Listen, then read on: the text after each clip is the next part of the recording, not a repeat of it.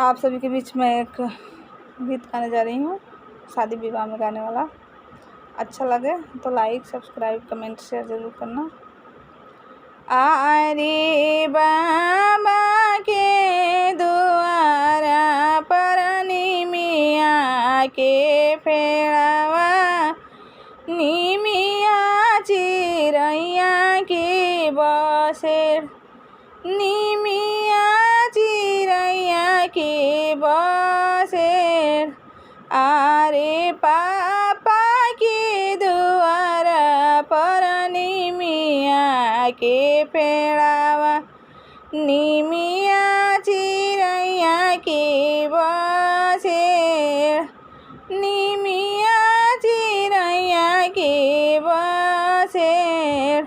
आरे निमिया की पेड़ जानी कटियाए पापा, निमिया चिरैया की बसेर, निमिया चिरैया की बसेर।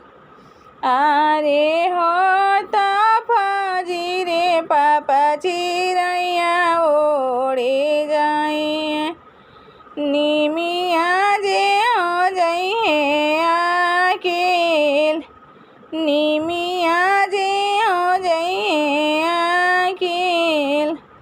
आरे बेटी की कटोरा जाने बोली आए पापा, बेटी चिरैया की सामान, बेटी चिरैया की सामान।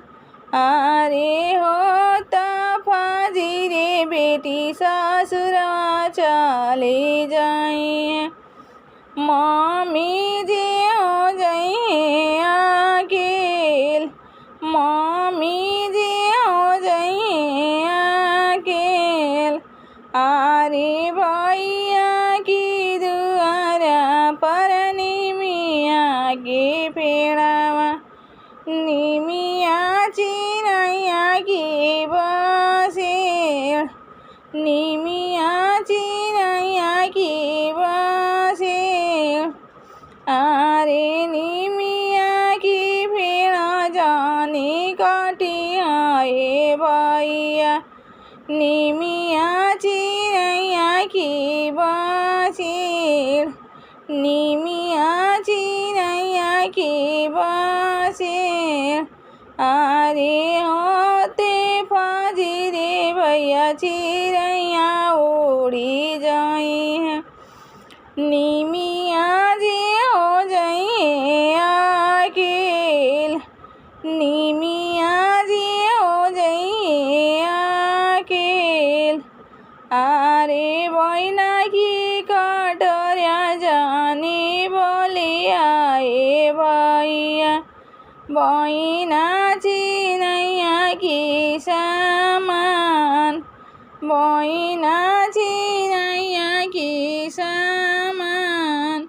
आरे होते फजीरे बहिना ससुरवा चले जाइए, भाभी जी हो जाइए अकेल, भाभी जी हो जाइए अकेल।